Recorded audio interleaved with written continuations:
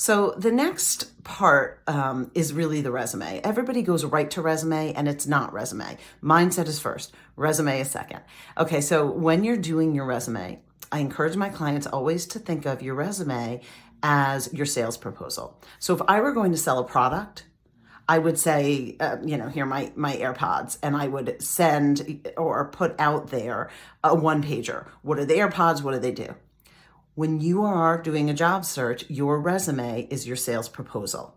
Okay. And so you want to think of it that way. What is the reader going to see? What are the most important things the reader is going to see? Now, I've seen a few resumes formatted through ChatGPT, and there are plenty of templates online. So if you're stuck at a beginning point, that's a great way to take some templates, fill it in.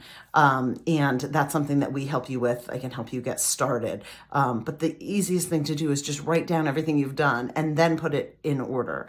If you are a leader, an executive, you want to go back through and anybody who has a lot of experience and you already have a resume, go back through and say, okay, who's my audience for this? And what are they seeing? And I know it's easier to have someone else look at it. When it's your own, it's definitely different. But if you can do that, edit and clean up first, that will save you some time and effort. And then if you have anyone do your resume, when they send it back to you, you have to ask yourself that same question. What does this say to the reader? Who is my audience? Who's reading this? And what am I selling them? What am I presenting here? Okay. So there's a lot of work that can be done on a resume. But again, a lot of it goes to what do you want to reflect who you are? And just the biggest mistake, the biggest myth that I see is that resume should be one page. If you have had one job, yes, your resume can be one page. Maybe two professional jobs, maybe. I see a lot of kids out of college who think they have to keep it at one page, and that's incorrect. That comes from a time when we used to submit resumes on paper. So that's not a thing. So if you have two jobs and you haven't fully built out your substance of what you want to say to me as a recruiter, you're doing yourself a disservice. Also, there's different ways of doing resumes. If you are a leader, if you're a manager, if you're an executive, it's going to look different than a new college grad or someone with 2 or 3 jobs, or even a technologist like a system engineer versus desktop support. Theirs will be similar versus an IT leader.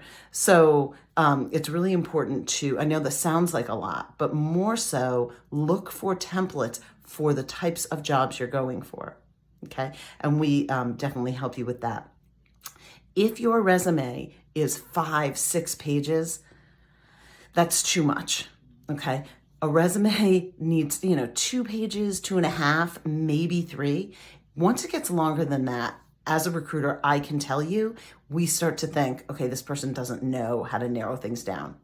They have too much detail in their head and they're throwing it all up on paper. Okay. So it's really important to have, if you have a lot of work experience, to have a detailed resume that portrays you the way you want to be seen.